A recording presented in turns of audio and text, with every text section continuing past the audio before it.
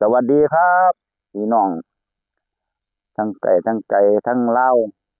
ทั้งต่างประเทศมันมือนี้เปิดช่องตาสิงห์ทองมากอะสิพามาเบิ่งบรรยากาศตอนเช้าหลังจากฝนตกเมื่อคืนเนี่ยครับพี่น้องหลังจากฝนตกเมื่อคืนเนี่ยแห้งอยู่ครับแต่ว่าบ่มีน้ำฝนแห้งเพราะว่ามันแรงโดนเนาะพี่น้องแรงโดนโพดแรงโดนแล้วก็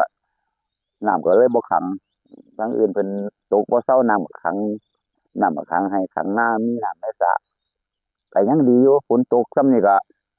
ให้ต้นกล้วยต้นหยังได้ซื่นเนาะต้นไม้ต้นหยังก็สิได้ซื่นบ่เหี่ยวเฉาคือแต่ก่อนเนาะแต่ก่อนเนี่ยโอ้ยเหี่ยวครับพี่น้องเด้อขอบคุณครับที่เข้ามาให้เป็นกำลังใจกับช่องตาถึงทองทำเกษตรในทางช่อง YouTube นะพี่น้องทางช่อง YouTube ก็เข้ามาติดตามแล้วก็ขอบคุณอืมขอบคุณทางพี่น้องทางคลิปเลี้ยวนะมั้งครับทางคลิปเลี้ยวที่เข้ามาให้กันเป็นกำลังใจอยู่ครับแต่ ก็ขอขอบอกขอบใจไปทุกคนเนาะแต่ว่าคันมาเห็นช่องตาสิงห์ทองแล้วก็จะเลียนผ่านได้อครับจะเลียนผ่านให้เบิ่งให้แหน่ทางช่องคลิปเรียวนะทางช่องคลิปเรียวเฮ็ดแค่2 ช่องเนาะครับพี่น้องเฮ็ดไปเรื่อยเฮ็ดไปเรื่อยบ่มีไอ้อันใดเราก็ถ่ายพื้นที่ต่างๆที่ให้ที่นาแล้วพี่น้องบ่ได้ไปถ่ายทั้งใดให้พี่น้องได้เบิ่งดอกเพราะว่าตาสิงห์ทองเป็นคนชาวนาก็บ่แม่นคนชาวไอ้ ค้าขายเนาะก็สิได้ไปทั่วทางหม้องหั้นหม้องนี้ก็อยู่แต่บ้านอยู่แต่บ้านก็ขายอยู่ที่ไร่ที่นาที่ไร่ที่สวนหม้องใดนี่ก็ถ่ายให้พี่น้องเห็น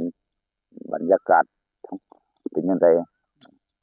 ครับมื้อนี้ก็หลังจากฝนตกก็เลยมาอัปเดตการฝนตกให้เบิ่งเนาะพี่น้องมาอัปเดตฝนหลังฝนตกเมื่อคืนนี่เนาะให้พี่น้องได้เบิ่ง